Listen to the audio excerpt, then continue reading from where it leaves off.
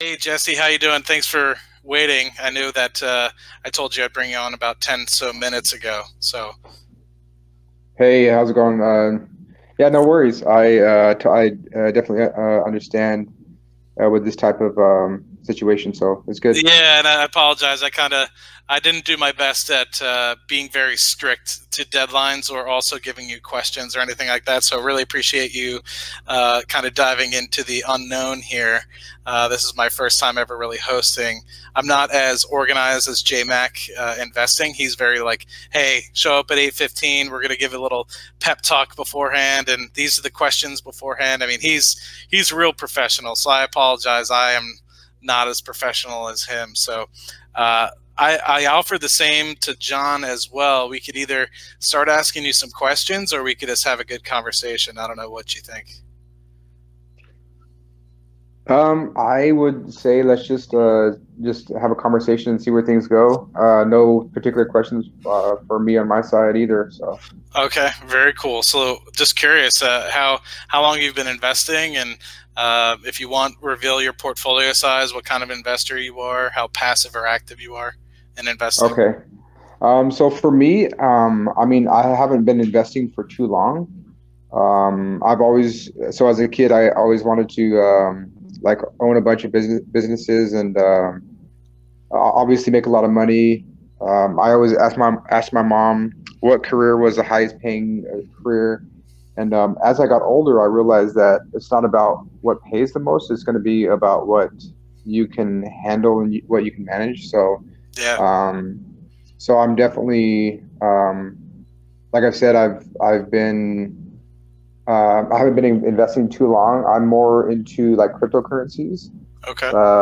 which is kind of like Bitcoin and all that type of stuff, which I got into around 2014 or 15.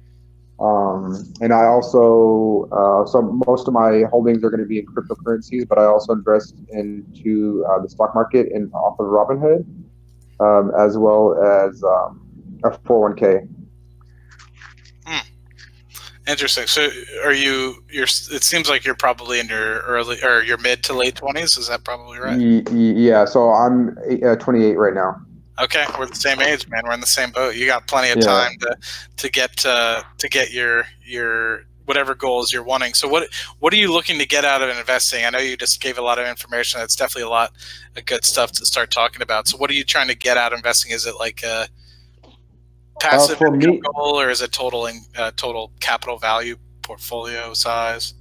okay, so for me, um, it's going to be passive income, Okay. such as dividend income, rental property income in the future. Those are going to be my two main goals for passive income, and that's probably going to be the two main staples of most portfolios that are passive.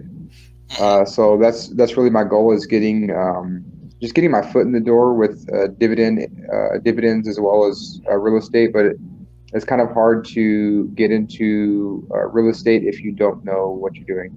So Yeah, that's we kind of need where I'm at. we both need to kind of have a conversation one on one with John Lee. Apparently, Yeah, 'cause I he agree. knows what he's doing. And I think Hidden Freedom Investing. I've talked to him as well. He invests in real estate notes, which is a Okay, little yeah. bit different. So I don't know if you've ever looked at that. I've tried looking it up as well in the past, and he's kind of gave me some coaching on that. And so would love to dive into that with him as well in the future to kind of get an idea as to what I could do for that.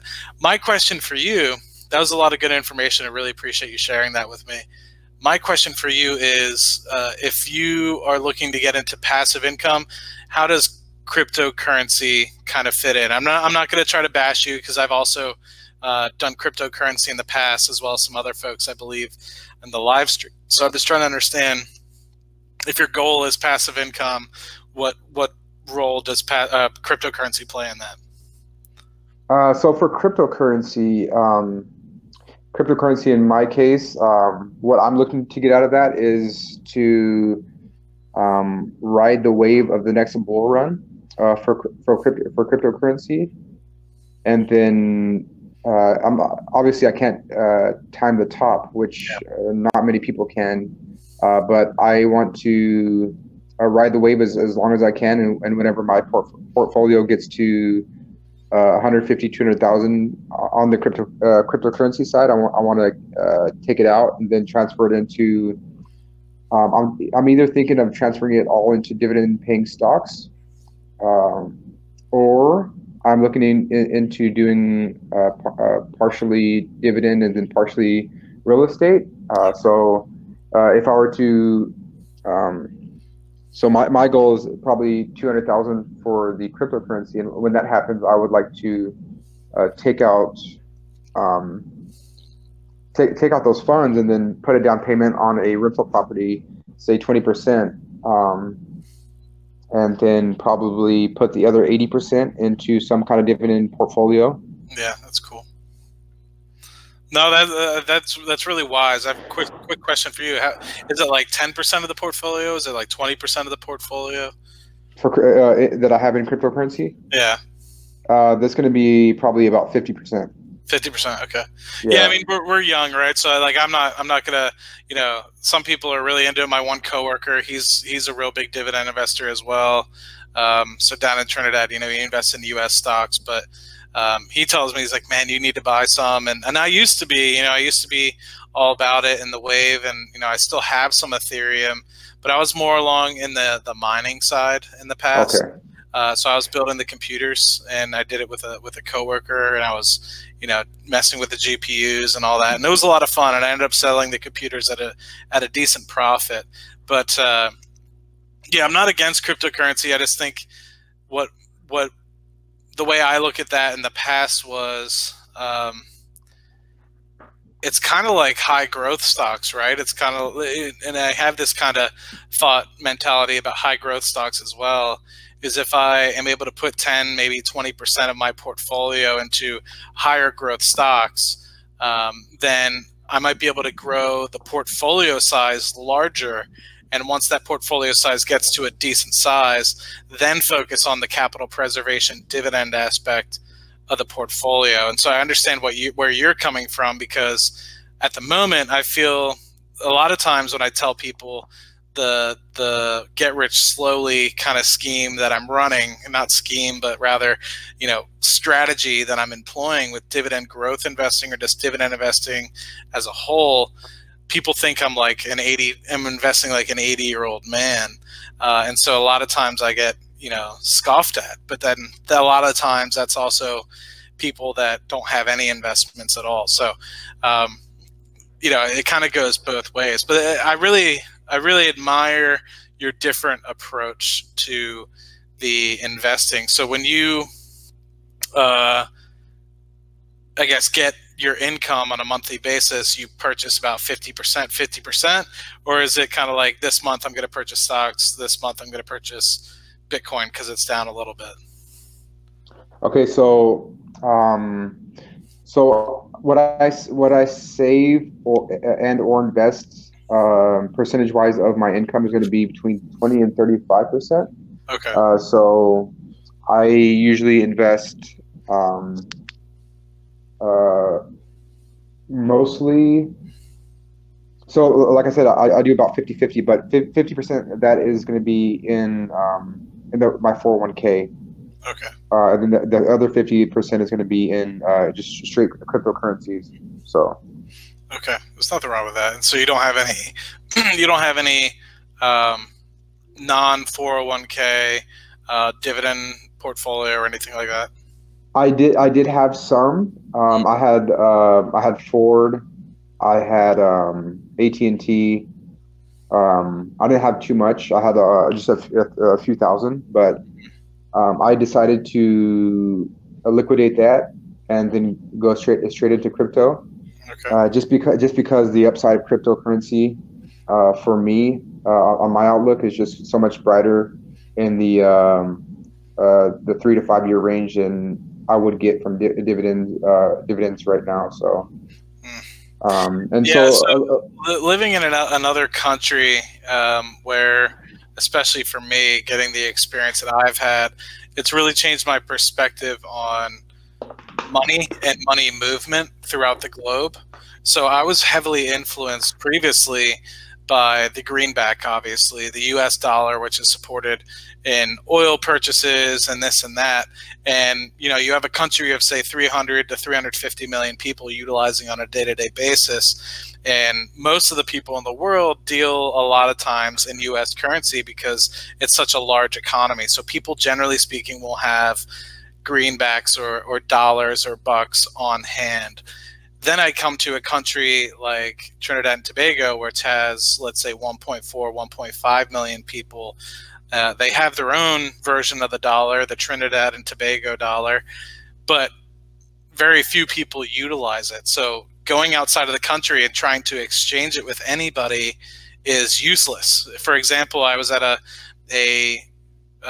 high school reunion on Friday, and as a joke, a lot of times when I go to the US nowadays, like the 2 times that I've been to the US since I've been living in Trinidad, I'll tip people in Trinidad dollars because it's kind of a cool talking point. And also, like, generally speaking, if you tip someone in a couple Trinidad dollars, you know, it's not that big of a deal. It's not too much or too valuable. So I'll tip somebody 20 Trinidad dollars, and it's kind of cool because it's like, oh my God, 20 bucks, but it's really only like $3.50 here. But it just goes to show you that, you know, they were kind of starting getting upset because they're like, I don't use Trinidad dollars. How am I going to get the actual value out of Trinidad dollars? I have to go to an exchange and this and that. And it's just like, you start to understand the validity of cryptocurrencies being that, you know, you don't need to go to an exchange, and that generally speaking, the transaction cost is relatively low. And anyway, so I understand a lot of folks wanting to do transactions and get their, you know, cryptocurrency up because it's a lot easier to exchange money globally utilizing cryptocurrency rather than specifically, you know, trying to exchange greenbacks and say like Trinidad dollars and stuff like that. So I have a newer appreciation for it as well, rather than, you know, the typical U.S. sort of exchange, the U.S. dollar and stuff like that. So yeah. That's interesting. I kind of see where you're coming from. I see where you're coming from about the Trinidad dollars, and some people not being able to use that as their currency in their country. So I definitely understand. And another story is I went to Antigua, you know, a month or so ago, and I accidentally handed the guy. I thought I was handing him 100 Caribbean dollars, Eastern Caribbean dollars, to pay for a taxi ride back to the airport. And the guy gives me a strange look, and I'm like, does he expect like a tip? Or I was confused. He's like, this is worthless, and he hands it back to me, and I realized that I handed him a Trinidad dollar, which is about 40% of the buying power maybe of the Caribbean dollar. And so I guess he thought I was trying to jip him, but I just unintentionally gave him the wrong value currency. So it just goes to show you, you know, currency is only valuable in whatever country you're in, whereas cryptocurrencies is valuable universally, right? I mean, it's backed by, say, something like the US dollar. It's backed by the Japanese, you know, it's backed in every currency, you know, everywhere. So it's almost like, it's kind of like a gold almost. Every country has a value of gold, but it's generally speaking universal. So in that respect, it's pretty interesting. Yep, I definitely agree. But I cut you off. What were you going to say? Oh, I don't remember, but that's all right. Yeah, so with cryptocurrency, it's very interesting, and it's very awesome to see the innovation that you can sign up for with an exchange.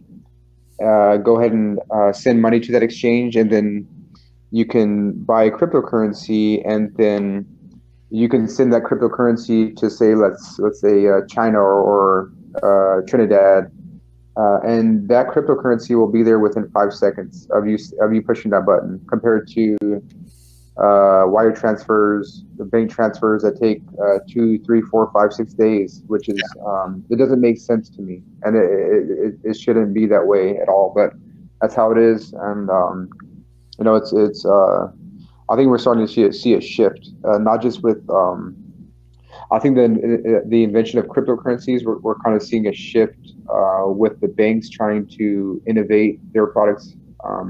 Not just innovate, but they're also trying to stop cryptocurrencies.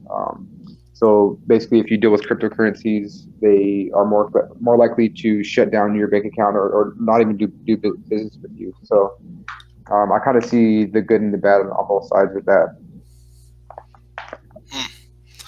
That's interesting. It's definitely picking up steam. So I guess my question is, we can continue to go down the cryptocurrency route, or I'm more than happy to answer any sort of questions you have. But I'm really curious if anybody on the live stream, we've been up to 25 people or so. If anybody has questions for you, I'd love to entertain some of those and also hear what people have to say, because I know a lot of these guys are dividend investors, and they watch me for a lot of the stuff that I talk about with dividends. But in the meantime, while they're thinking up questions, is there anything that you wanted to really hear about from me, or is there any way I can help you in your investing career? So my question for you is would be, real estate is a very good wealth building tool for families and generation wealth. Yeah. Yeah, exactly. And it's known to be the #1 wealth building tool among people. So I understand that you're in it for income, obviously with dividends. But do you see that you could put your capital and your money into real estate and then have it work faster, more beneficial for you than in the dividend side? No, I mean, you are hitting the nail on the head. So I've slowly started, I obviously have this YouTube now sort of persona where all I generally chant about is investing specifically in dividend paying stocks and stocks and stocks and stocks. But in actuality, in the back of my head, I kind of have this mental map of myself having about anywhere between 20 to 25% of the portfolio, total gross portfolio, whether in a portion of that being stocks, so 25% in stocks, 20 to 25% in physical real estate, 20 to 25% in a personal business, less than 20% in cash, and then 20 to 25% in online businesses and websites that help generate me income. And so at the moment, I have a very great head start on my my stock portfolio, and I also have a decent start on my my online sort of businesses that are kind of coming up.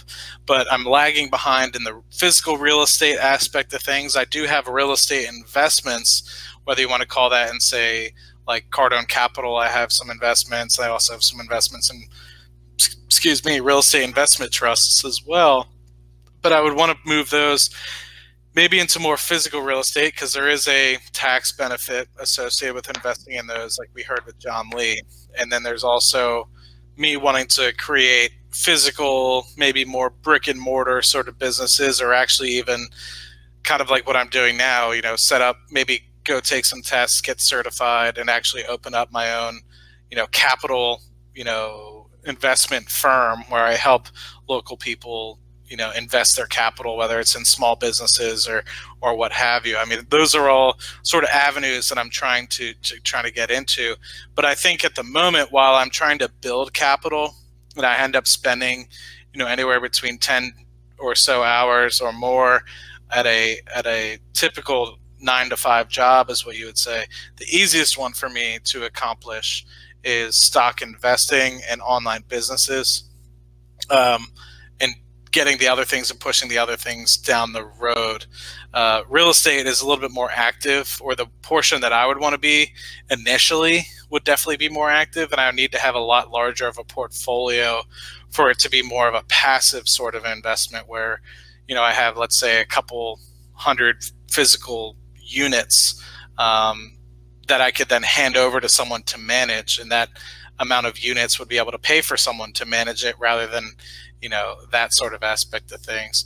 So I definitely acknowledge that real estate is something I'm definitely going to get into. I also believe that it's a strong builder of wealth, but I think the reason why people do real estate and stocks so much in their generational wealth aspect of things is because a lot of times building a business will take a lot of time, effort, and it eventually explodes. But I think what people end up doing is they kind of fall back on stocks and real estate as a capital preservation tool. So if you think about it, you know, if you know, you look at Bill Gates, you look at a lot of other investors, they'll take their money out of their own company stock most of the time and start siphoning it off into other things. And it's not because, you know, they don't believe in Microsoft or they don't believe in Apple or they don't believe in Berkshire. It's because other businesses kind of diversify and also help preserve that capital as well. And so I believe real estate also does the same. And so that's why I also believe people do the real estate. So I don't know if that was just a very roundabout way to answer your question or my thoughts about it. So yeah, I don't know what your thoughts are about that. I definitely see where you're coming from, and I think on your side, basically, what you're saying is you would need more capital and you would need more time to kind of learn that side of the business, which I definitely am in the same boat. I would definitely need to see how that side, how real estate works, because before you actually invest in it, in anything, it's scary until you put your foot in, and then you kind of dip your toe in the water, and then you put your whole foot in, and then after you get your foot in, it's a lot easier to get, you know, it's a lot easier to really get into it and learn. Whenever I first started learning about the stock market, it was scary, but it's really not that scary with all the information out there on YouTube and on the internet, and there's just so much knowledge now that you can actually access and learn, which I definitely would urge people to do. But not everybody's into investing. So I mean, if the people that are wanting to learn about investing are here, you know what I mean, they're gonna find people like us and people like you that have created a community. So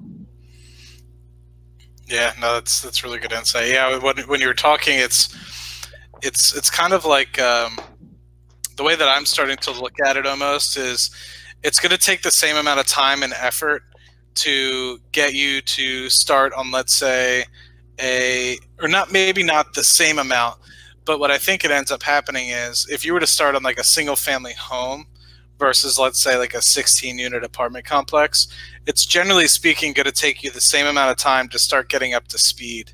Yes, it might mean that you have more capital involved in, say, a 16-unit apartment complex or a single family home, but it's a lot like investing, right? It's like, I think a lot of times investing, what ends up happening is some people do one single stock, they might do 10 shares, and it doesn't go well. It could be a penny stock, it could have gone sideways or what have you, and then immediately turns them off from investing. And I think the same probably ends up happening a lot of times in real estate. I know a lot of people that have bought their first individual home and ended up doing either really successful in being an individual real estate investor, and other people that were like, I'm never going to do that. Real estate's a scam. And, you know, I've seen both, and I've seen both in Houston. I've seen both in Pennsylvania, where I used to live as well. And I think what it is I think it's just people maybe not having the right education or going into it inappropriately. The people where I've seen the most success in real estate, kind of like what John Lee was saying, is he purchased the home as his initial property and lived in it for several years, and eventually turned it into, after several months, or several years, I'm sorry, turn it into a rental. And so at that point, I'm sure rents rose over that time period and whatnot. And now I think what ends up happening is when you purchase single family homes now, it's generally competitive. You're not only competing against, say, individual investors who are going to try to get the price down, but you're also most of the time competing against people that want to live there full time as their individual homes that they can go home to every single day.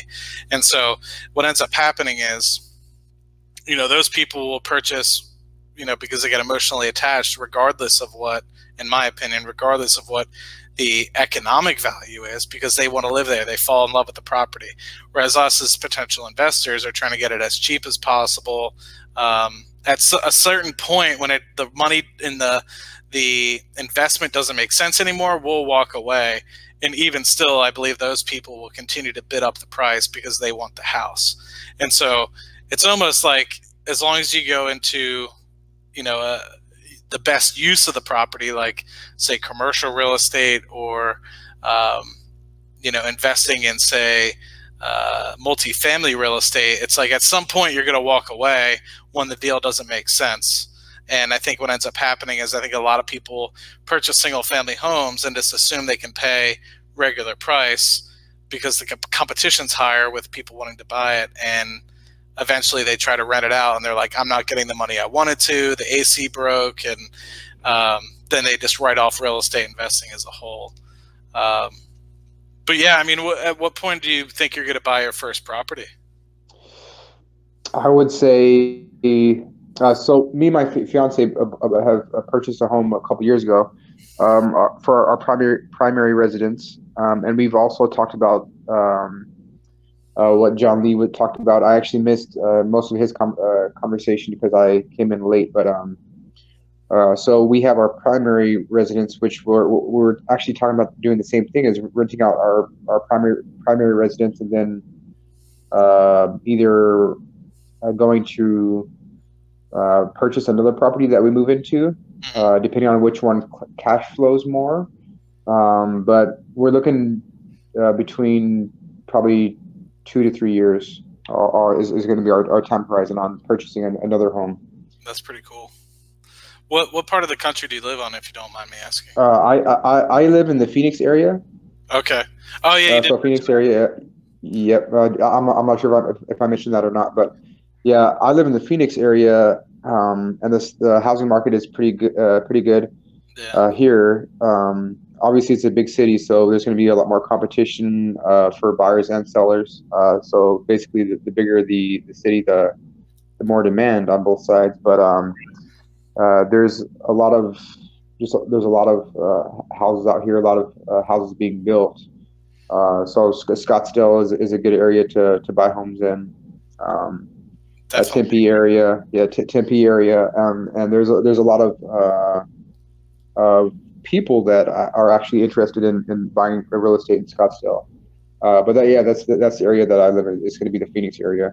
Mm-hmm. And so what's the income goal on a monthly basis, or is it individually it's going to be probably close to 50,000 per year passively. So it would be a total of 100. That's going to be after all the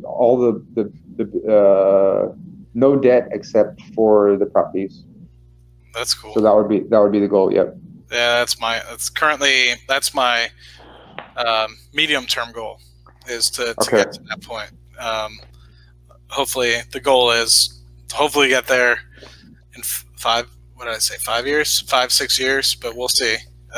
It's aspirational, right? But at the moment, it's currently, including YouTube and stuff like that, it's probably around 14 or so thousand that I'll probably get to in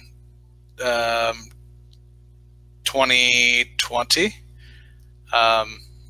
or I think that was just dividends was 2020. So maybe 15 to 16,000, including YouTube income as well. Hopefully. And then also some of the side businesses that we're starting, me and Kyle, the passive income investor channel, we've started trying to do a little bit of stuff on the side as well to hopefully, get some additional side income from that. And we've already broke $100, so $50 for both of us this month because of the people that we're helping buy some of the products and the courses that he has. So, and if people are interested in seeing what we're offering, there's a link down in the description. But that's really cool. Yeah, 5,000 is something that you can definitely get to. And once you get to that point, is it just walking away from investing at all as a whole, or is there kind of like a secondary goal behind that? Is that kind of like your medium target, and then your long-term target is 100,000 a year individually? I think in the safe answer, or the right answer, would be that at that point I would have to reevaluate how I feel at that point. But I think like you said, the medium goal would be 50,000, and then at that point, we would both feel better about not having to rely on our current W-2 jobs to bring in that income and to pay our bills and put a roof over our head. But I think in the long term, probably around 100,000 would be sufficient for us to, we're good. We don't have to work the rest of our lives. We can pay for our medical insurance. We have all of our bills paid. We can travel the world. We can really do whatever we want with our time, because at the end of it, my time is going to be the most valuable thing. All of our time, so that's going to be our most valuable thing. So no, that's perfectly said. I mean, I had this conversation with somebody the other day. They're like, okay, so you get to 33, what are you going to do next? And my thought is like, well, I love what I do. I mean, I probably still keep working. Maybe if I was doing it really successfully, I might quit my job and, try to start up other businesses. But I love what I do currently as a full-time job. So I probably wouldn't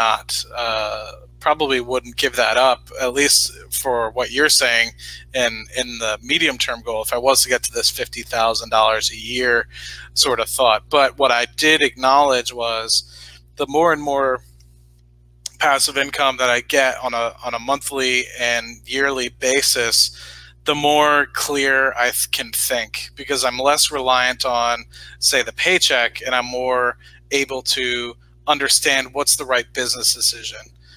Because when you're relying on a paycheck, you act differently towards your boss. You are trying to please them to make sure that you're potentially, in their good graces. But when you're financially independent, you don't necessarily need to rely on that boss anymore to make sure that your survival is met.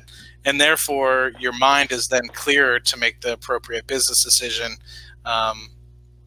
as you see it fit, rather than agreeing 100% and wholeheartedly with them just to prove a point that, hey, you're a team player and stuff like that. I mean, then in my opinion, it's like almost unlocking a different level of achievement. I mean, it's like unlocking I guess breaking free out of the cage almost is maybe the right term, that you can not be hindered by what used to hold you down, which was the paycheck. Now it's coming in regardless of what you're doing, and you can then act in the appropriate time, whether that's staying at home, being passive, or whether in your case you want to continue to invest in, say, real estate full time because you enjoy it, and now because you make enough money to live passively and still probably feed a decent portfolio, you're going to have even more fun, because now you're not doing it to meet the bills. You're doing it because you find enjoyment out of it, and it's fun, and you get to meet people, and the smaller little things that matter, not the under the motivation from stress, I guess is the term I'm looking for. So not sure what your thoughts are on that. I definitely agree. I definitely agree, and the more that I work, and the more that I am just out in public and interacting with people, the more that I see that people are unhappy, and they're unhappy because they don't like what they do. That they have to rely on a job to um, you know put a roof over their head, and food in their bellies. And I don't want that for myself. I don't want that for my family. I don't want that for me and my fiance's future. So um, I definitely agree that we're empowering ourselves by uh, learning, and sharing with others. This is not just empowering. You're not just empowering yourself, but you're also empowering me and my my future kids, and you know, you're impacting multi generations. So I definitely agree, and my long term goal is happiness, and this is going to be what brings me more happiness in the future, is not having to rely on a paycheck, and not having to wake up and hit by not having to have an alarm go off at 5:30 every morning for the next 20 years, 30, 40 years. So I definitely agree. Yeah, I mean, thinking about it, every time I hear somebody describe this, what outsiders perceive um, is that we just want to sit on the couch. And I think that's what Hmm. all the outsiders always perceive. They're like, we don't want to be relying on a paycheck. And so I think I understand 100% what you're saying. What I hear that as is, I want to spend a month going to travel and seeing stuff that I haven't been able to do before, but then come home for a month and then create some other business that, I have thought about doing a million times, but always gets put back on the to-do list. Or, really jump into real estate and not have to worry about whether or not it's going to work or not, because at the end of the day, I don't need it to work anymore, but it's something that I've always envisioned myself getting into. So, it's that sort of stuff where you can start living your passions or what you've thought you've been able to, or you wanted to do in the past, and realize and make yourself a better person based off the fact that maybe that isn't what you actually thought it was going to be like. So you can get out of it, no harm, no foul, because you've become a better person in your search for being able to create your own financial success, if that sort of makes sense. But transitioning into the comment that's on the screen here, we had the dividend experiment asking, and there was some conversation going on whether or not, if you were to invest in real estate, would you utilize a property manager, or would you kind of do it on your own to maximize the amount of money that you're getting from your investment? So for me, I would definitely have a property manager, at least in the beginning, just to see, basically how it would work, how it works compared to not having one. Because when you have a property manager, you're paying them for a service, and their service is to find you renters. If there's a problem with the um, if you have anything that breaks down, um, they have reliable people that they have a good reputation, a good relationship with, that they trust, and that will do a good job for, and be honest for fixing your property. And in part of that, in part of having a property manager, you obviously have to do your homework and see which one you want to work with. But I think most property managers pay charge around 10%. I could be wrong, but I believe it's around 10%. And for me, the 10, I would definitely rather pay that 10% for the peace of mind that they're getting tenants into my house, and um, I have reliable people that I could call on if I needed them. So I would definitely have a property management company, for sure. No, I think that's 100% probably where I would end up going with my personal investments. Is I would probably want to get to the place where I'm making a decent enough money from it that, you know, I don't need to,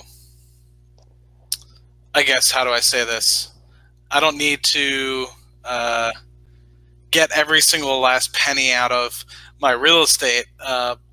I'd rather, like you said, get my time back, and I'd give up 10% of the potential gross margin based off the fact that I'd be able to have more time.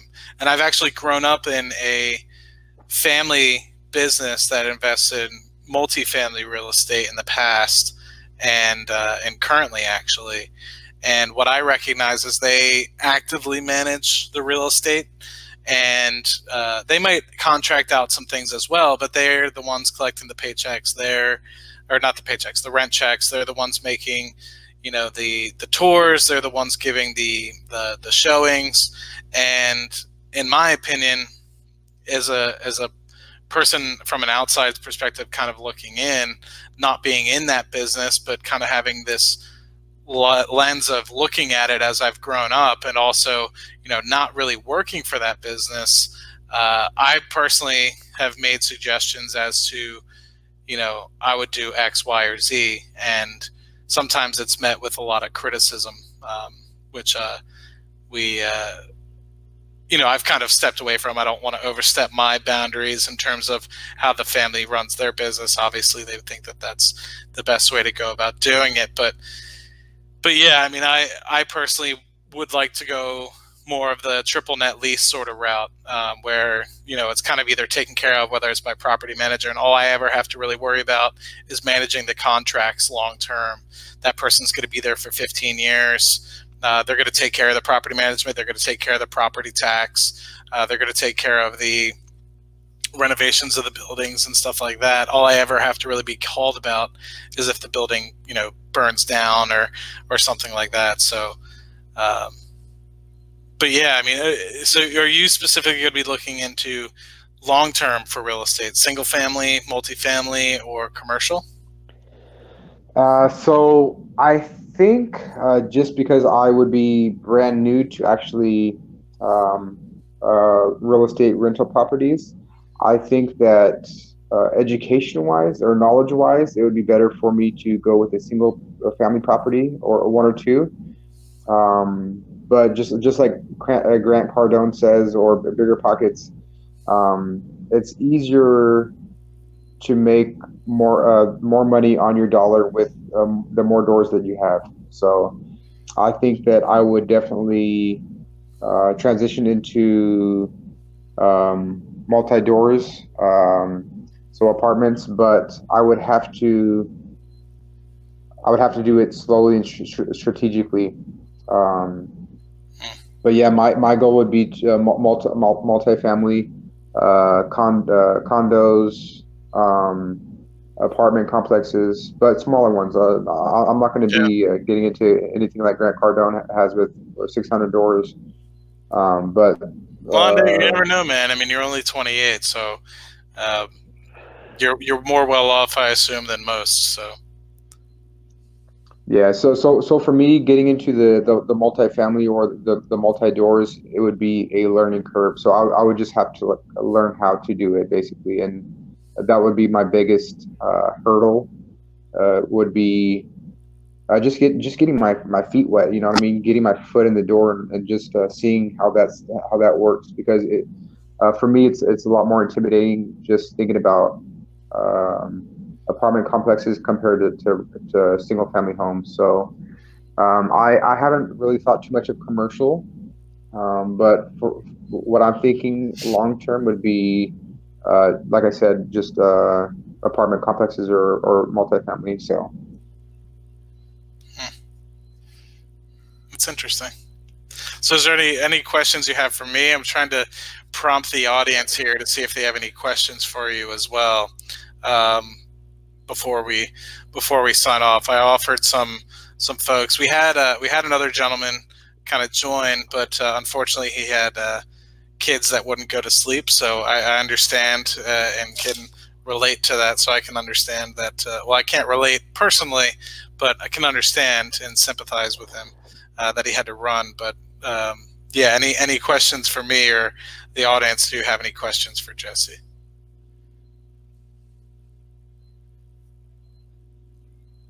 Jesse, do you have any questions for me?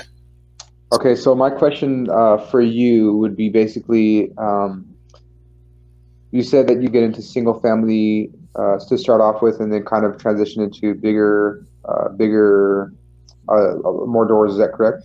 Oh man, I mean, I And haven't figured that out yet. Yeah. Okay, so if so, how would you how would you navigate that? Because I'm just trying to think of how you can go from single family and just start onto exactly. How would you kind of handle that situation? The thing that I like most, and so I don't know if apologies if, and feel free to ask me any term. I'm still educating myself on it as well, so I don't necessarily know everything about, you know, multifamily real estate. So disclaimer that the thing that I enjoy most about multifamily or commercial property rather than investing in single family homes is kind of what we talked about earlier, is the aspect of single family homes. Most of the time you're competing against the people that want to buy those potential homes to live in.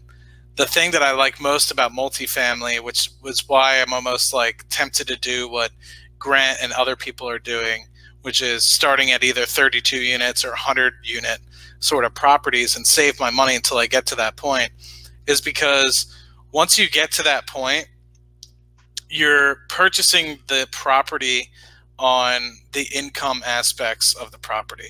So for instance, let's just make the numbers pretty simple.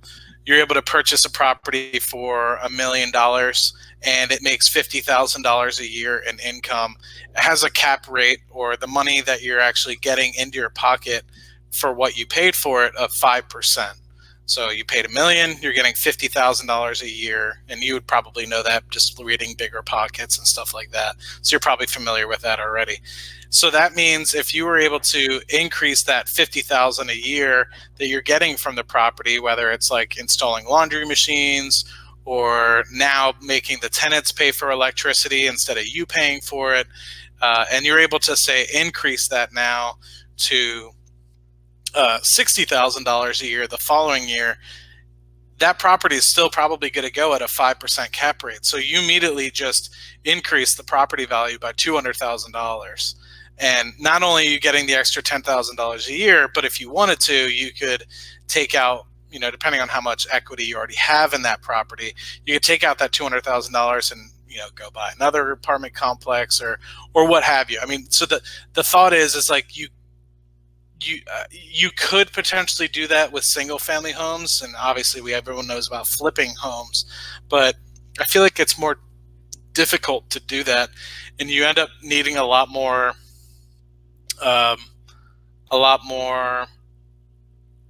total capital as a total percentage of the value of that home, let's say. So say the home is worth, say, $300,000. You end up needing to put in like 15 to 20% of that home's value, $40,000 to $50,000, to like completely renovate it.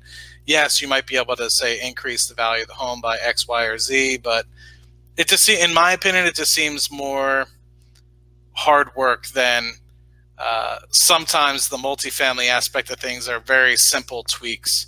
Like I've listened to things on Bigger Pockets, and they were like, we bought washing machines for the in unit, so we put, you know, we put laundry hookups in every single unit instead of having an individual, you know, laundry machine, and we were able to increase rents by like $100 a month or something like that.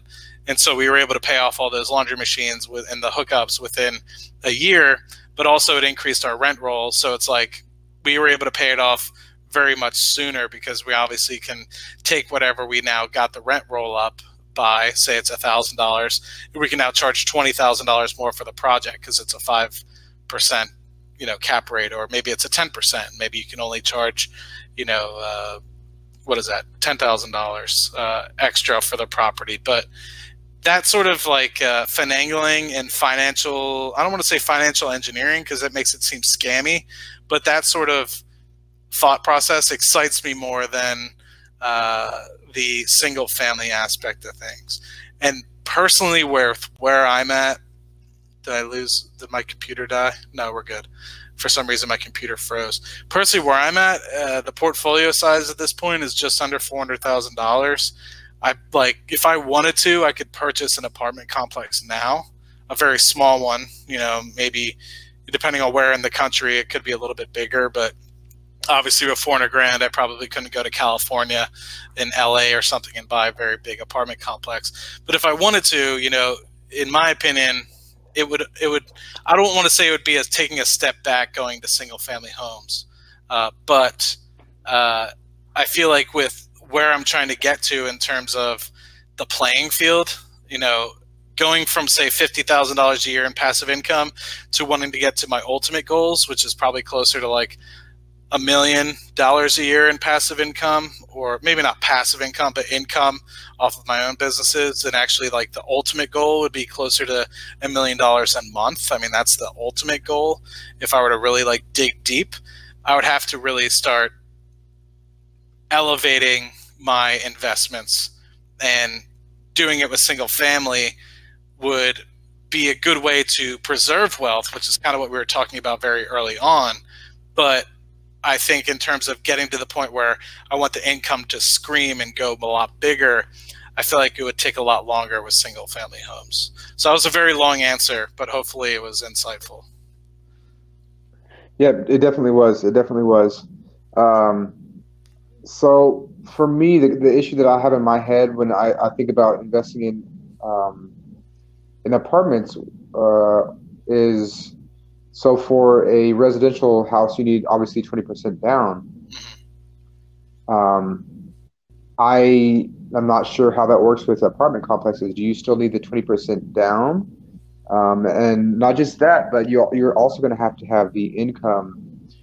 So if you're a self-employed individual, it's going to be a lot harder for you to get a loan from a bank than if you were a W-2 employee with a high income.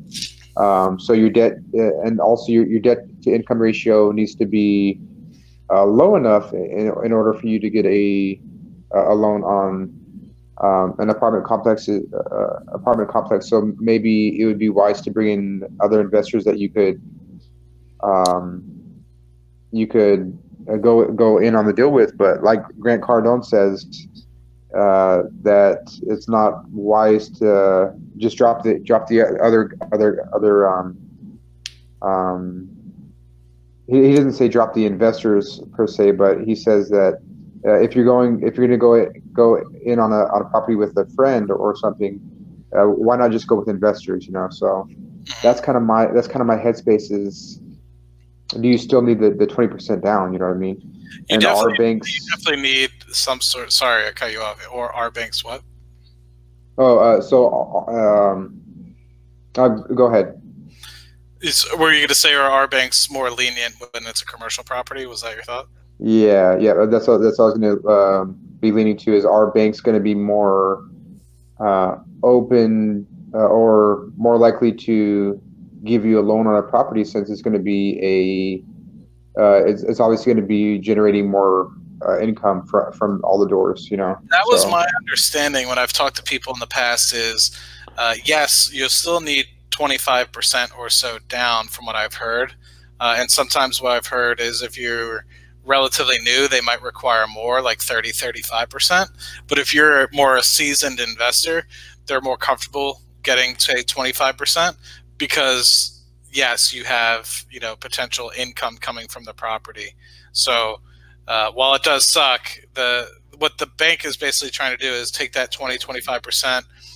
So in the case of any sort of issues, they can sell it or at a quick sale and not really get too hung up on the aspect that they have to sell it, quote unquote, at a loss. But even still, they've got your 20-25% that they can kind of take off the property, and then they end up making money. But from what I've heard from investors and just listening to Bigger Pockets and stuff like that, is the banks are more willing to give you the money on some of these commercial deals than they are on single family homes, because single family homes, generally speaking, they can't necessarily make income off of. Yes, they can, as you know, people put renters and stuff in them, but the primary use of them is people living in them to live, not to rent out, if that makes sense. So generally speaking, from what I've understood is, you know, the primary use of these multifamily homes is, yes, people live in it, but the people that own the multifamily homes are doing it for income reasons. And so I feel like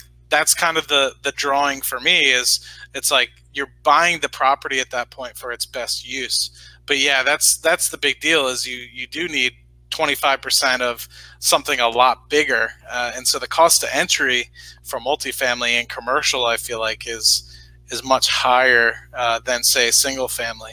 But maybe not necessarily commercial. Commercial, I feel like, can also be relatively cheap if you, say, buy, you know, a small strip mall or something like that. I've seen those for, you know, under $1 million. But even still, you think about it, you'd probably need 250 or so thousand to make that even something a viable product that you would actually put your name on and actually get a loan for. So it's difficult. Yeah, I mean, but I don't think the debt to income really plays a factor, because you mentioned that. I don't think the debt to income really plays a factor. Maybe on your first property, because if you're a new investor, you might not necessarily know what you were doing. But I think maybe other people on the chat have more insight than I do. But I feel like once you get the income in the commercial property and they're able to see that cash flows, then that kind of takes precedence over the fact of what your debt to income is. Now, of course, if you're up to your eyeballs in debt, maybe that would then become more relevant. But I feel like people will always give you money if it makes money at the end of the day, as long as they're able to kind of get the mortgage paid on it. So, but the one thing that is scary about the commercial loans that I have seen is, generally speaking, they're not like 30-year or 15-year fixed mortgages. Some of them are like, they force you to take, you know, adjustable rates or balloon payments and stuff like that. And that's the big scary part for me, is I'm able to comprehend the 15, 30-year fixed rate stuff. And that's kind of what like entices me about the single family home stuff. It's, you know, you go into the payments knowing what they're going to be, and maybe it changes with respect to maintenance costs or taxes that might go up every year, but the mortgage is always going to be the same for the next 15, 20, 30 years. But like with some of these adjustable rate mortgages that sometimes they make you sign, it makes it seem more difficult for the commercial aspect of things. It makes it seem like, I don't know, it makes it seem rare that fixed payments are normal in commercial property. So I hope somebody can prove me wrong on that. That would be really nice. Yeah. But we did have a question for you. Would you rather consider buying property in the U.S. or abroad? So at this point, all that I know is property in the U.S. I have no clue what's going on in the rest of the world when it comes to property-wise. So for now, I would stick to the U.S., but maybe after in a few years from now, or after I get a couple years under my belt, I would start looking into other markets. Yeah, but for now, I would definitely, I would consider it when I get to the point where I have enough knowledge to make an educated decision on that. But yeah, I've thought about that as well. As you know, if part of my goal, hopefully, is to increase my travel experience, and if I find a place that I really truly enjoy, you know, would I be confident in potentially, you know, buying a house in, say, Indonesia or something like that, and rent it out for most of the time, but be able to go there 2 to 3 weeks a year, and also still use it sort of as an investment property. I don't know. I've thought about that as well, but I have no plan for that. It's something that I've thought about, but there's obviously no plan in play, if that makes any sense. I definitely agree. And for me, part of the thing that would be scary investing in other countries is how you obviously don't know their laws. You don't know their taxes. You don't know what you would have to. You don't know the. I mean, for me, I don't know the legal actions it would take to evict a renter if they're not paying their mortgage. Um, I don't know the I don't know if those people are care about the house that they live in.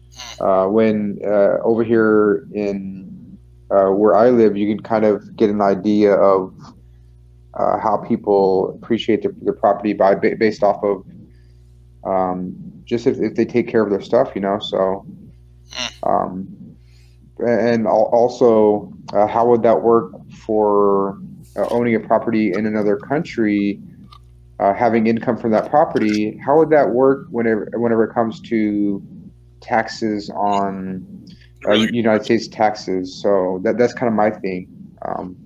But yeah, I would just have to continue to educate myself and learn and for sure. But No, that's really good insight. Hopefully, I get a little bit more knowledge about how taxes from when you're working in a different country or happen when you kind of become back a U.S. citizen, because I'll have to deal with that in 2019 taxes and also 2020 taxes. So I'm curious what sort of insights I'll get just from that process. But yeah, is there any other topics you want to bring up? It looks like that was really the only big question that we had on there. There was some debate here about how much it costs for property management fees. Somebody somewhere quoted 30%, which everyone started getting a little curious about. Most people were typing in anywhere between 8 to 12%. But yeah, just curious, how long have you been following my channel before we sign off? I believe that I've been following your channel for you had maybe like 600 or 700 subscribers. Okay. Yeah. I know that you had over 1,000 at one point. Then you went back down to under 1,000 because you weren't making as much content. But I'm not sure what the timeline would be on that. But it's been a couple of years, maybe a year and a half, 2 years. So it's been a while. Yeah. And it's funny. Yeah, it's funny because I actually saw your. I was on one of PPC Ian's videos, and I was looking at the comments, and I saw one of your comments on his video, which I thought was pretty interesting, and it just makes me realize how much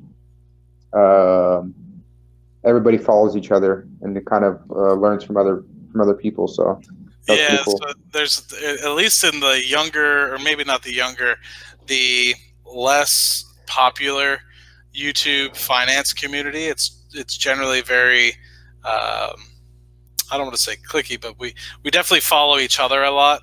But PPC Ian's one of those folks that he has a big following, and so I'm sure he has a lot of people reaching out to him to really try to interview him or anything. So I've tried reaching out to him several times, and even to Dividend Grinder, I've tried reaching out to him a million times to be like, hey man, get me on your podcast. And he probably is working, and then he probably comes home and has his 35 minutes that he has, and he probably doesn't want to deal with someone like me, who sometimes will go on for an hour and a half, 2 hours, kind of like what we're doing right now. So that's probably why he doesn't do it, or he just has his particular topics. And I like listening to him though. He's a good talker. So.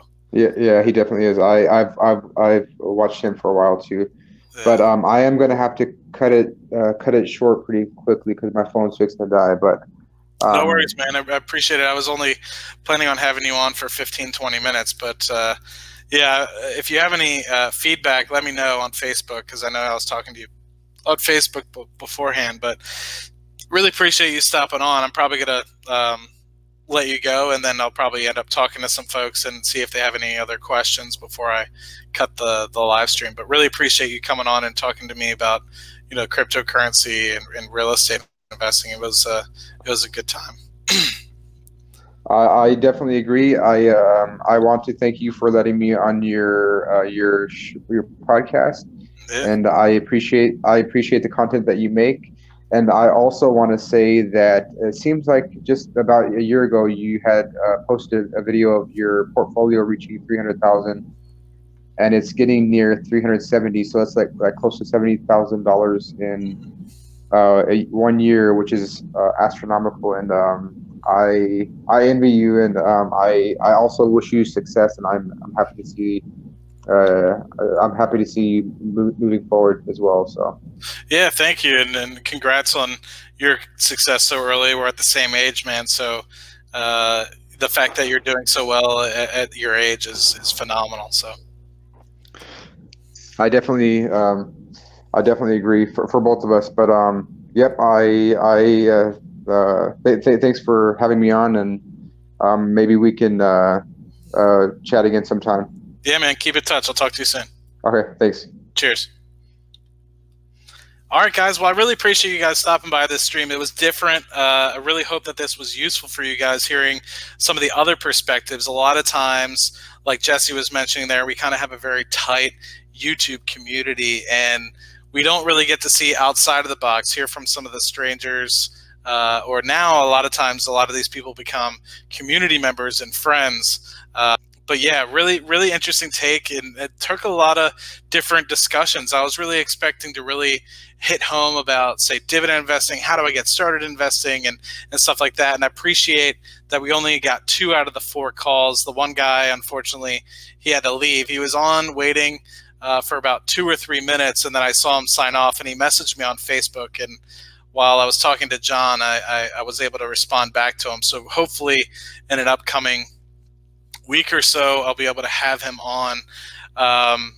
But yeah, I'm before we sign off, I'm really trying to get my best to get All Good on a call, even if she just comes on and chats with us over the computer. I would love to have that, or if anybody else that has joined of the 15 of you would love to hop on for a quick minute, have a good conversation. Camera, no camera. We've had both of our callers tonight have no camera. But otherwise, I'll just probably go back and see if there's any questions I can answer. I saw All Good obviously join Dividend Experiment. Thank you for joining us from Korea, I believe. And then Maria Norris also joined us as well. Thank you, guys. There's no need to sign up when you click on the Streamline thing. All you'd have to do is, allow it to either access your microphone or your camera if you're willing to show your face. But yes, if we get All Good on here, I will tell everybody what I do for a living.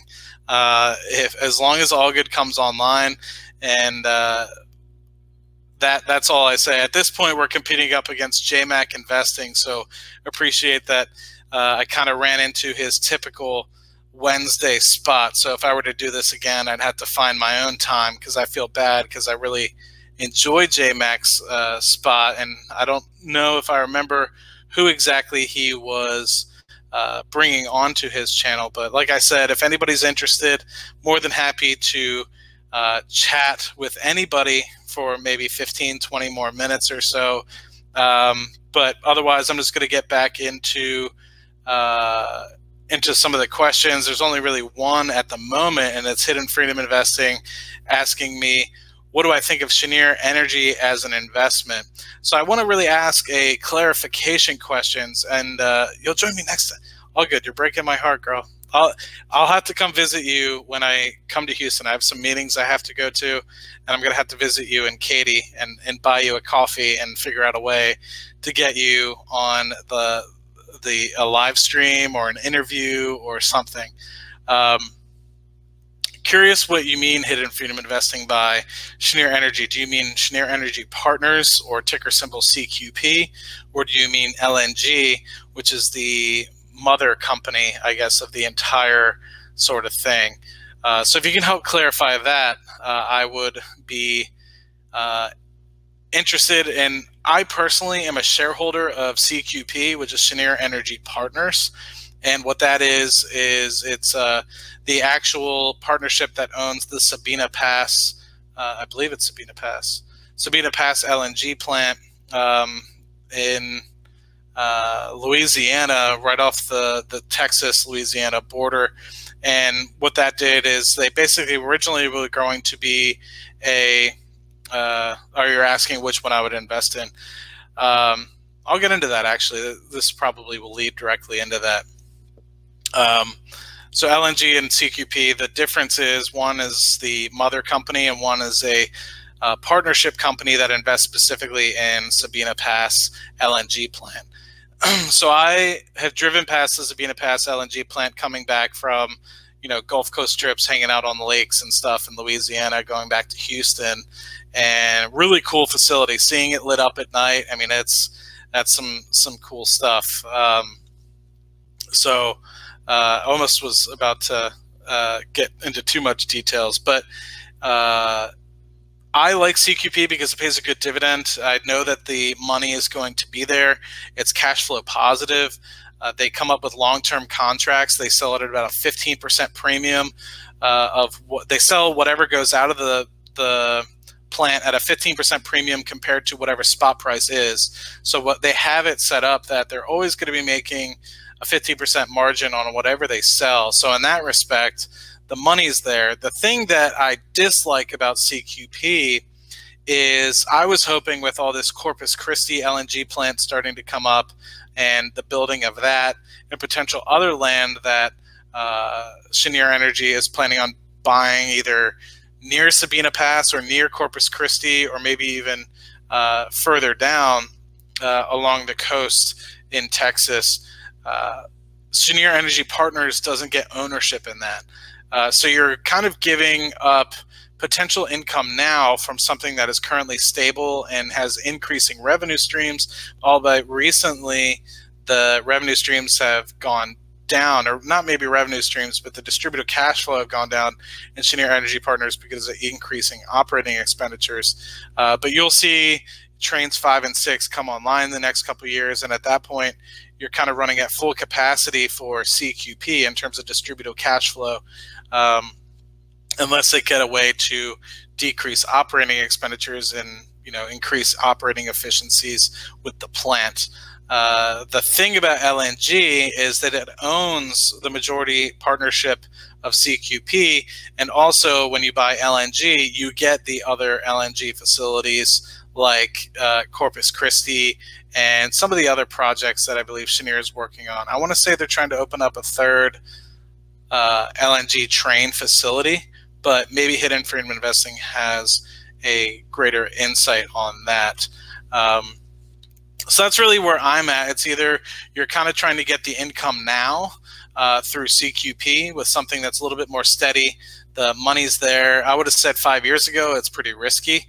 But once it really started to get into fruition, that Train 2 came online, Train 3 came online, and the distributed cash flow was really starting to come into its own, that seemed like a worthy investment. It seemed undervalued in the mid-30s, which I believe is when I bought it. Now it's in the low 40s or so. So I have a little bit of a cash cushion. But I believe I'm still reinvesting that, even though I don't reinvest any of my energy positions anymore because that's such a large portion of the portfolio. But I think if you're looking for something as a long-term play, LNG, the ticker symbol, is probably one of the better ones to invest in.